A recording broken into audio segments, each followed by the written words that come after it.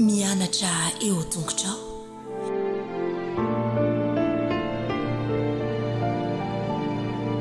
Faly miarahaba-tsika zazakely indray amin'izao sabata fitsarana izao. Andao isika hideran'Andriamanitra dia akambano ary ny tanana, ahondrika ny loha, akipy ny maso. Andriamanitra faly izay misaotra anao. Tena tianao ange izay zazakely miaraka amin'ireto namanay be dia be reto dia misaotra anao zahay. Dia mbola omenao fotoana ihany koa ianarana ny teninao. Misaotra Andriamanitra noho ny fitiavanao. Dia omeo fahindreny zahay mba ho tonga zaza indry miaino tsara sady mankatoa amin'ny anaran'i Jesosy. Amen. Nahary anao Andriamanitra.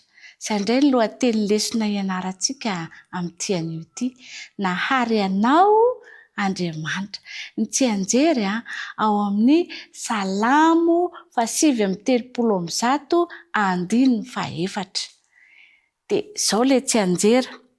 Hideranao aho fa matahotra sy mahatalanjona nanaovanao ahy. Hideranao aho fa matahotra sy mahatalanjona nanaovanao ahy. Andao ary araka amerina isika rehetra. Anisa telo isa, roa, telo. Hideranao aho fa matahotra sy mahatalanjona nanaovanao ahy. Bravo! Izany tokoa rakizy ny nanaovan'Andriamanitra antsika. Rehefa vitan'Andriamanitra ny famoronana, mahafinaritra be ny mitsangatsangana ao anatin'ny sahedenao fa manitra, feno voninkazo, feno voankazo manitra be ao anatin'ny sahedena, dia feno biby maro isan-karazany, dia feno vorona maniditsidina eny amin'ny lanitra, mipetraka eny amin'ny hazo, ny trondro faly milomano ao anaty rano. Faly be avokoa ny zavaboary rehetra. Velom-bolo sady tsara tarehy, maro loko isan-karazany nataon'Andriamanitra mba ho ahy sy ho anao izany rehetra izany. Rehefa avy eo dia namorona ny Adama sy Eva izy, i Adama dia Eva. Noforon'Andriamanitra mba hitandrina an'ireo zavatra rehetra ao anatin'ny saheden'ireo nge i Adama sy Eva. Izay no namoronany azy. Rehefa avy eo dia nasain'Andriamanitra nitsahatra i Adama sy Eva rehefa tonga ny sabata. Dia mbola manao an'izany ihany koa izy amintsika hoe rehefa sabata dia mitsahatra. Ahoana ilay mitsahatra? Mankany am-piangonana. Dia izao ary tonga tany am-piangonana izany isika rehefa sabata. Satria nahary antsika koa nge Andriamanitra. Dia misy zazakely asehoko anareo. Zazakely anankiroa no asehoko anareo fa nahatsiaro no harian'Andriamanitra izy. Ity zazalahy kely ity Itsiko no anarany. Kokoa faly miarahaba an'ireo rehetra tsika. Asaintsika mipetraka eto tsika. Dia ity ankizy vavikely anankiray ity indray i Mirana no anarany. Dia kokoa nareo faly miarahaba anareo zazakely rehetra i Mirana. Dia izao hihira izany tsika, hiaraka hira Mirana sy tsika, dia hideran'Andriamanitra isika satria sabata ny andro. Andao ary itsika no alefantsika voalohany. Inonareo tsara nge ilay hira Isa no nanao ity, tsiky kely tsara ity, Andriamanitra re, nataony ho ahy sy ho anao. Bravo! Mahay ny ankizy kely. Dia izao koa tonga koa nge iza moa ny anaran'ilay namantsika lehilahy? Mirana no anarany. Mirana kay ilay anankiray fa diso i cheftaine. Mirana no anarany ity. Dia ity ilay tsiky. Dia andao ary hanao hira indray isika hiarahaba antsika isika. Isa no nanao ity, tsiky kely tsara ity, Andriamanitra re, nataony ho aisoanao. Amirana indray zao ao ary isa roa telo iza no nanao ity mirana tsara ity andriamanitra re nataony ho aisoanao. Bravo!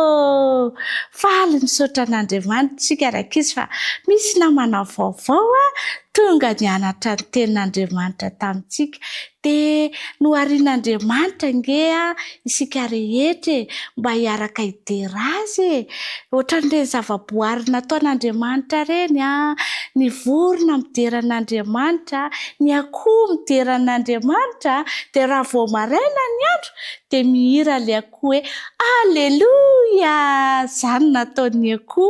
Dia mihira koa ny vorokely reny gisa reny, mihira daholo izy satria notahian'Andriamanitra. Dia isika koa mila mideran'Andriamanitra vao mifoha dia misaotra an'Andriamanitra isika fa notahiny nandritra ny alina. Dia rehefa hariva koa ny andro dia mbola misaotra an'Andriamanitra koa isika.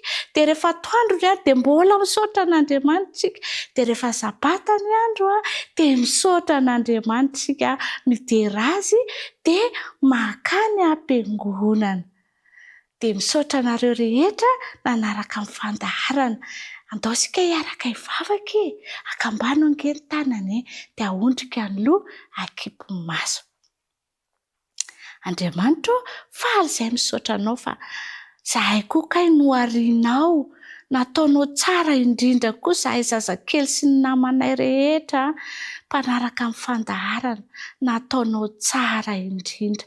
Misaotra Andriamanitra noho ny fitiavanao anay. Dia omeo fahindreny zahay mba hiankasitraka anao foana amin'ny anaran'i Jesosy. Amen.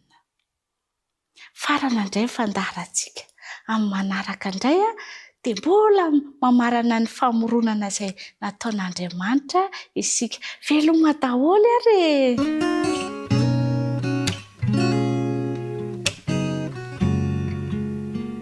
Aiza daholo indray ny ankizy, efatra ka hatramin'ny taona ny kilonga indray no amerina ny lesona nianarantsika nandritra ny herinandro iny.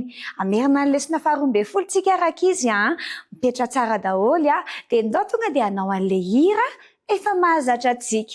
Manisa telo dia miaraka mihira an'ilay hira araba isika. Isa roa telo. Arabaina ianao salama ve manaona akory re. Arabaina ianao salama ve faly mahita an'se. Faly miaraka amin'ny kilonga amin'ity anio ity amerina ny lesona izay efa nianarantsika nandritra ny herinandro isika. Lesona faharoa ambin'ny folo no hitantsika tamin'ny herinandro iny rankizy. Ny lohateny hitantsika mino aho fa mahay daholo nareo. Fanavotana feno herim-po. Averina hoe fanavotana feno herim-po. Ny tsenjery hitantsika amin'ny ohabolana fahafito ambin'ny folo andininy fahafito ambin'ny folo. Andeha miaraka averintsika mafy be nge fembin'ny tsenjery izay tena sakaiza tokoa dia tia amin'ny andro rehetra. Izay tena sakaiza tokoa dia tia amin'ny andro rehetra. Andao nge averintsika fohifohy maivamaivana ny lesona nianarantsika nandritra ny herinandro. Tamin'ny andro alahaditsika dia nahita fa ny lohatenin'izay dia hoe tokantrano sambatra. Izy aloha le hoe sakaiza nanao fanavotana feno herim-po nandritra ny herinandro iny. Tonga dia teny antsika hoe i Abrahama sy Lota. I Abrahama ilay sakaiza mahatoky. Ilay tokantrano sambatra teny antsika hitantsika tamin'ny lahady dia izao i Abrahama. I Abrahama izay nipetraka teo amin'ilay izy dia nijerijery ny manodidina. Tena nahafinaritra ny fiainan'i Abrahama satria dia afaka niresaka tamin'Andriamanitra foana izy tamin'ny fiainana. Rehefa ilay mijerijery amin'ny avoana izy dia sady nahita ny lohasaha nisy ny toerana izay nisafidian'ny Lota ilay zanadralany. Dia izao tsy lavitra ny tany misy an'ny Sodoma ny tanàna nisy an'ny nisafidiany Lota.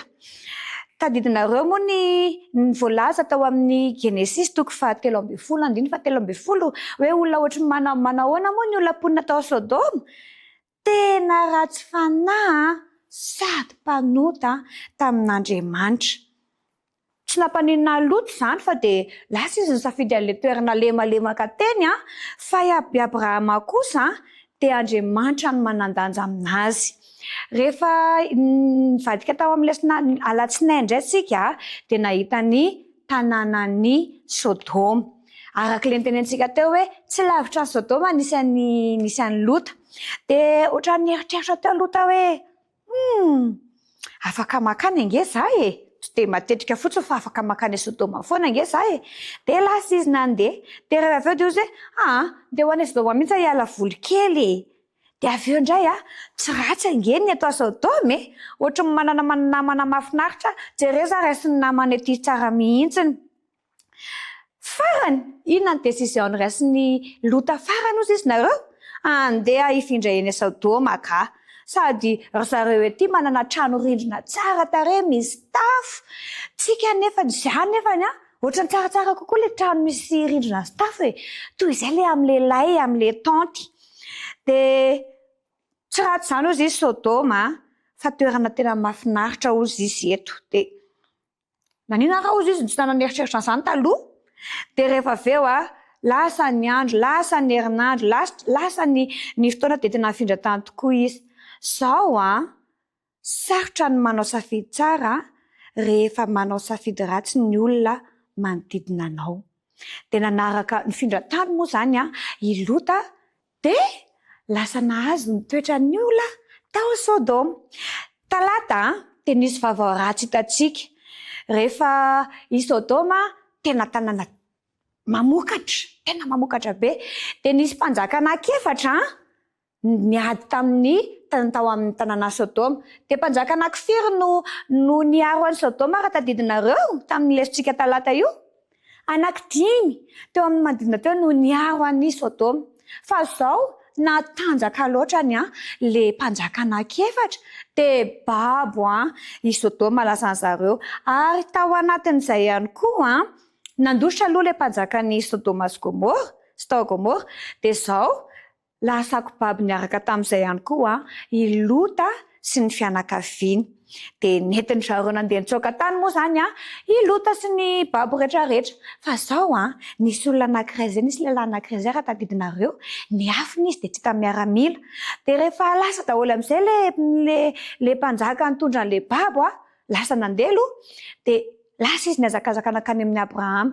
Rehefa tonga tany amin'ny Abrahama izy de nitantarany amin'ny Abrahama zavatra rehetra nanjoana azy tao hoe misy ohatran'izao zay, misy ohatran'izao. De lasa babo any i Lota sy ny fianakaviany. De naniny Abrahama masakaiza tsara fanahana azy. Nalahelo Abrahama de nanao safidy avy hatrany izy ny hosakaiza mahatoky de anampy an'i Lota. De nataony hitantsika anaty lesona fa nanangona lehilahy maro izy 7,300 lehilahy izay nangoniny. De zao na de nanao safidy ratsy ary ny Lota, de zao i Abrahama tsy namela anazy fa nijanona ho mahatoky ihany ny tao an-tsainy. De zao hoe ao amin'ny ohabolana 17:17 izay tsy enjerintsika de hoe izay tena sakaiza tokoa de ty amin'ny andro rehetra. Tena sakaiza mahatoky Abrahama araka izy izy tsy mba nanao an'le hoe avelao fa izy efa te hanao an'izay ka fa zay ny safidiny de aleo izy hoany. Tsy nanao an'izay Abrahama araka izy fa nijanona amin'ny masakaiza mahatoky anazy izy De aveo indray tamin'ny larobia tsika nahita le hoe fanavotana feno fahasahiana. Arakarak'izay zavatra niseho rehetrarehetra tsy natahotra mihitsy Abrahama fa ozy izy hoe tsy maintsy avotako i Lota.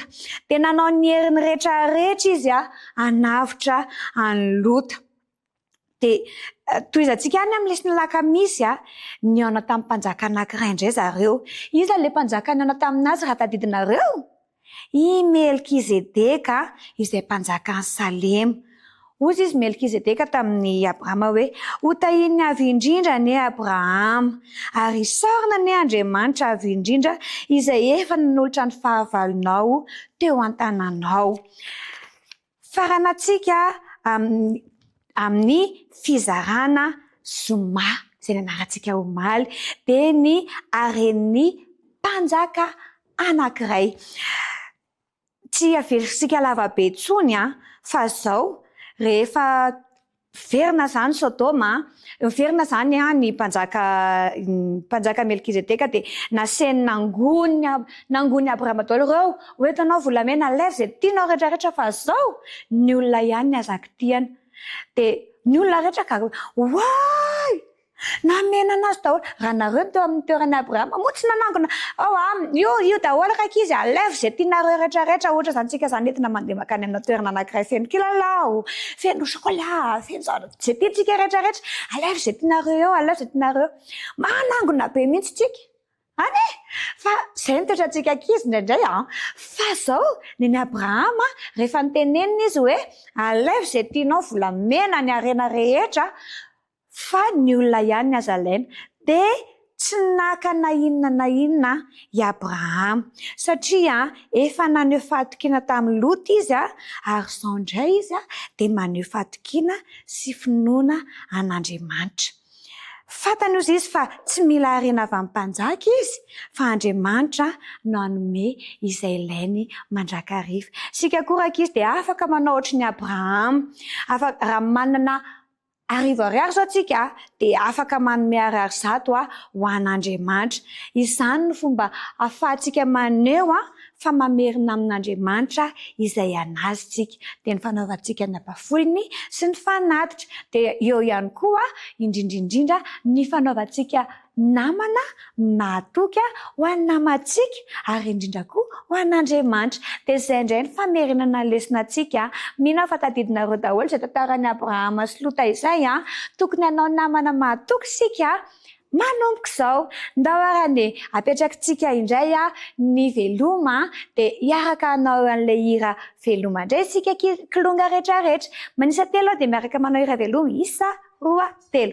Veloma veloma amin'ny herinindray veloma veloma amin'ny herinindray veloma toko.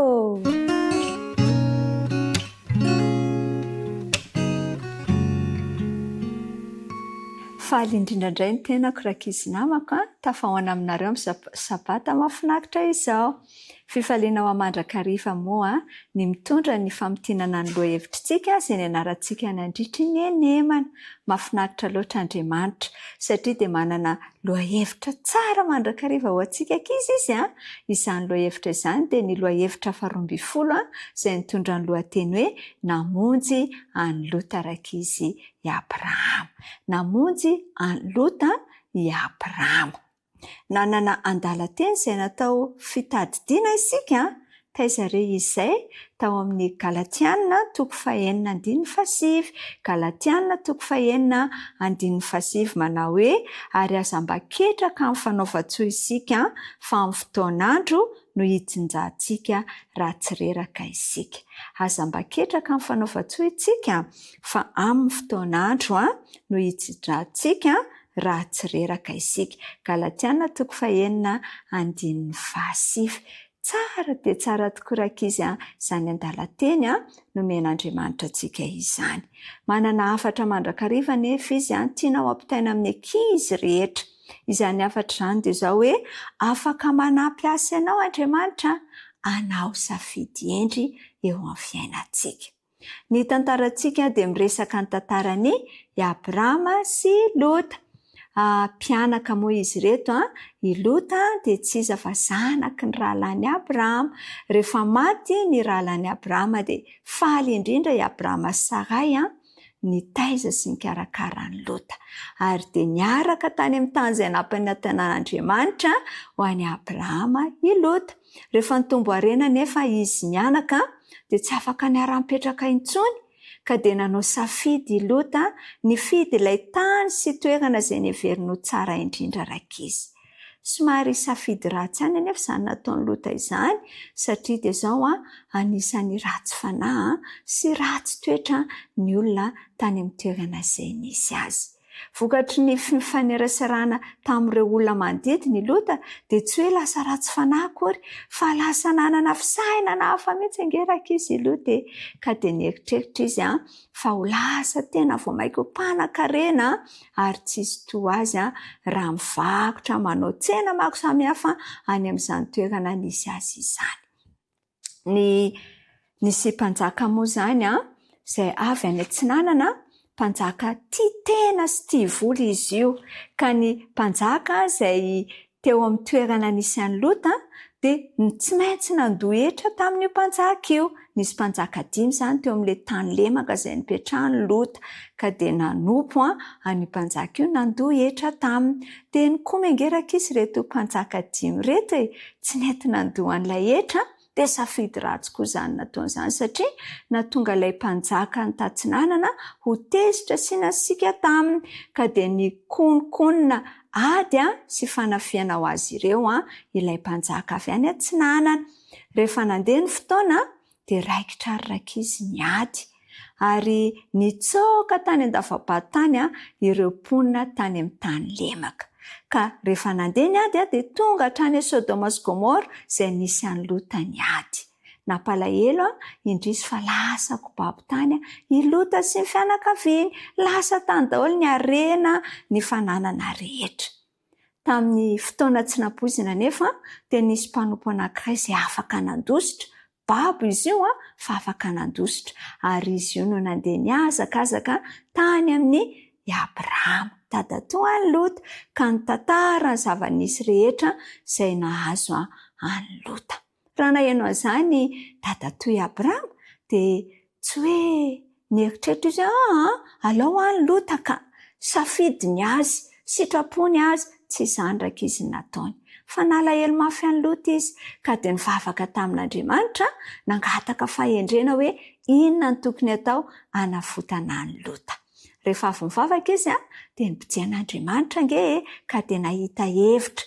Nisy mpanjaka vitsivitsy izay nifankatia sy nifankazatra tamin'ny Abrahama ary izy ireo no nanangana tafika indray izany andeha hanafika an'ireto mpanjaka izay nanafika any Lota sy ny tanàna manodidina azy ireo.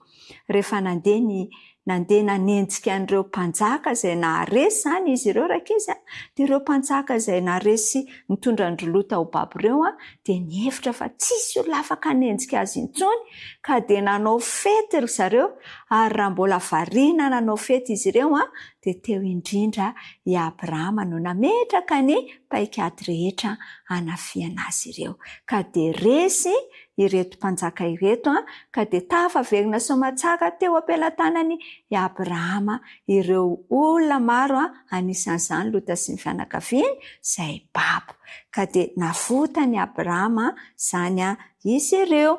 Rehefa voavitra izy dia naveriny, tsy nitazony hoe izany nanavitra anareo dia lasa andeviko izany nareo, tsy nanao an'izany rakizy i Abrahama fa naveriny tany amin'ny toerana misy azy izy ireo.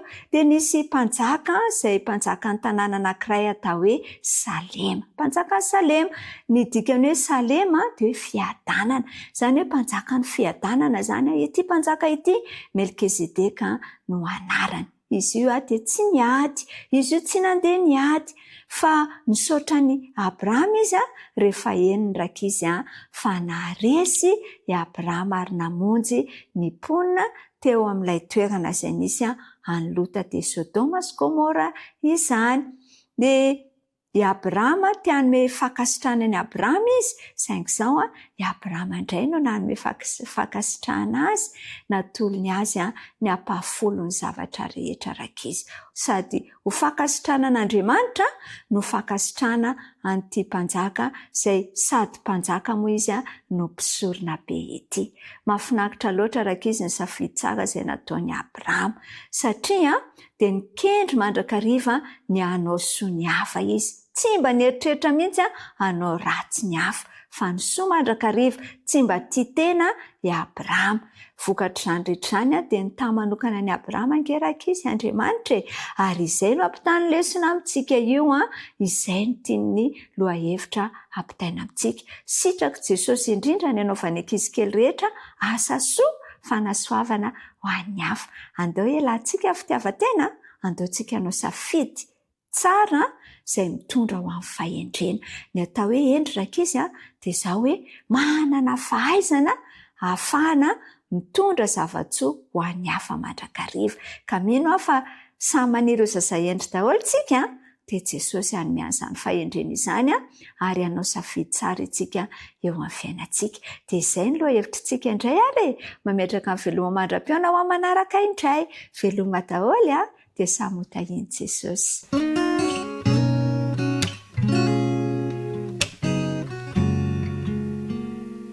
Miarabandreo tanora mantonto rehetra indray ireo 13 taona sy 14 taona. Miarabandro zoky ny ray aman-dreny ny zandry rehetra ihany koa. Raha tadidinareo dia niresaka tsika tamin'ny herinandro ny amin'ny hoe mahery fo ary hitantsika tamin'izay fa ilayntsika ny maka ohatra olona iray mba hahatonga antsika ho mahery fo ihany koa. Dia hitantsika fa Jesosy ilay mahery fo indrindra. Ka izay ny anarantsika tamin'ity herinandro ity izay ny anarantsika ny lesona hoe Jesosy ilay mahery fo indrindra. Ny andinina tao tadiana dia izay voasoratra amin'ny Efesiana 4:10. Andao iarahantsika mamerina fa asany isika voaforona tao amin'ny Kristy Jesosy mba hanao asa tsara izay namboarin'Andriamanitra rahateo mba handehanantsika ao aminy. Rehefa nianatra tsika ny amin'ny hoe mahery fo dia hitantsika fa ilayntsika ny mitombo amin'izany hoe mahery fo izany. Ilayntsika ny mandinika fiainan'olona anankiray, tantaran'olona anankiray mba hahatonga antsika ho mahery fo. Ahoana moa no ilazana hoe nahery fo Jesosy? Voalohany tany an-danitra ny fonenany. Mpanjaka ny mpanjaka nandidy ny anjely rehetra, nandidy an'izao tontolo izao izy. Kanefa nanaika ho ety ambonin'ny tany mba hiara-onina amintsika. Ny antony ilazana faharoa hoe mahery fo Jesosy dia izao: fony izy teto an-tany dia tia sy nikarakara ary nanompo ny hafa izy ary izany no mbola ataony ankehitriny. Miany fiainantsika tsirairay avy izy. Ary ny fahatelo dia izy ilay nijaly nitondra ny fahotantsika rehetra ary nanaiky ho faty teo amin'ny hazo fijaliana. Aiza ny misy toy izany? Izy ilay mahery fo indrindra tokony alaintsika tahaka ary aokantsika hianatra ny fiainan'i Jesosy mba hahatonga antsika ho mahery fo ihany koa. Ny vola madinika Romanina taloha dia nisy sary alitara ny ao ambadika ary angadin'omby no ao ambadika. Inona ny dikan'izany? Ny dikan'izany dia izao hoe ny omby izay nanan-danja tamin'ny firenena Romanina dia tena ny ilaina ny omby ary izy ireo dia vonona ho amin'ny zavatra rehetra, ka na ho amin'ny famonoana na ho amin'ny fanompoana. Ary izany teny izany no aokako ihany koa iainantsika ho vonona mandrakariva ho an'i Jesosy isika, ho mahery fo ho an'i Jesosy isika, na ho amin'ny alitara na ho amin'ny fanompoana na ho amin'ny famonoana. Eo amin'ny fiainantsika dia mety maro ny zavatra lalovantsika, misy ny mampalahelo, misy ny mahakivy, misy ny mahaketraka. Satana rahateo etsy an-daniny manao izay azo atao hampisaraka antsika amin'ny Jesosy. Kanefa rehefa mibanjana an'i Jesosy mandrakariva isika, mahita ny herim-pon'i Jesosy isika, dia hanana fifaliana sy fiadanantsika amin'ny fiarahana amin'ny Jesosy. Nisy tovolahy anankiray izay antsoina hoe Efe. Fony mbola zaza izy dia tia mihaino tantara foronina, tia mijery film. Rehefa nandroso ny taonany ka nahena mamaky boky izy dia tia namaky ireny roman ireny. Dia rehefa tonga teny amin'ny anjery manontolo izy dia lasa fiainany manontolo dia lasa namaky boky, nanaraka film araka izay azo atao. Taty aoriana nefa rehefa resy lahatra ny amin'ny maha kristianina izy dia niova ny boky vakiany. Jesosy, ny momba an'i Jesosy ny anarany. Dia nanampy azy izany fianarana sy famakiana boky izany ary nanova ny fiainany manontolo izany boky izay novakiany izany. Misy ihany koa ireo boky izay nosoratan'ilay mpanoratra kristianina Ellen White izay nahitany zavatsoa be dia be. ary nahatonga azy ho mahery fo ny fandiniana ny tenin'Andriamanitra. Ka noho izany tsy tanora mantoanto, mba hahatonga antsika ho mahery fo dia ilayntsika ny mianatra ny tenin'Andriamanitra mandrakariva, mamaky ny boky izay mahatonga antsika mba hitombo ao amin'ny Kristy. Marina fa tanora isika kanefa aoka hanana faniriana tsara sy faniriana lalina ao anatintsika ao mba hanahaka an'i Kristy. Arak'ilay voalazan'ny tsianjery hoe fa asany isika voaforona mba hanao asa tsara, ho fahazavana ho an'izao tontolo izao no mahatonga antsika eto. Satria miaina eto amin'ity fanjakan'Andriamanitra ity isika dia aneho taratra fa vahoakan'Andriamanitra. Aneho ny fahazavana ho an'izao tontolo izao ka arak'izay ampidirintsika ao amin'ny fisainantsika ao ihany no asehontsika ihany koa eo amin'ny fiainantsika. Ka noho izany ry tanora mantoanto dia asaiko ianao handeha isika hianatra momba an'i Jesosy arak'izay azo atao mba hahatonga antsika hanahaka azy dia ho mahery fo tahaka an'i Jesosy isika rehetra. Dia izay ny fiarahantsika nianatra nandritra n'iny herinandro iny dia mirary ny fampiarana tsara izay ho ataontsika tsirairay avy. Ny tompony hitaritalina antsika hatrany. Veloma daholo.